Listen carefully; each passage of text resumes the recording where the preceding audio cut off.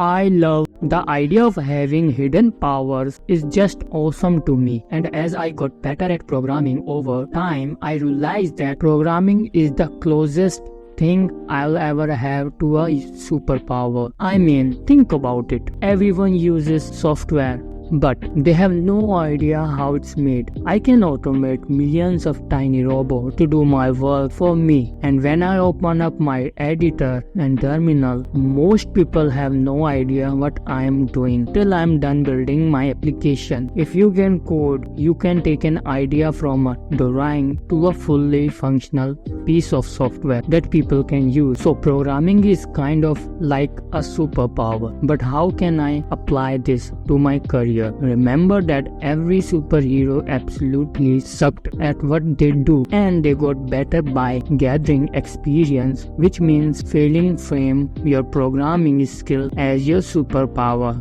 Because remember, every hero sucked at the start, whether it's Batman, Spider-Man or Iron Man. They failed a lot till they got where they are, and they still make mistakes, but they get better at what they do by experiencing a lot of different things. And as a developer, for you that means building a bunch of things and experiencing failure with every project you try to build.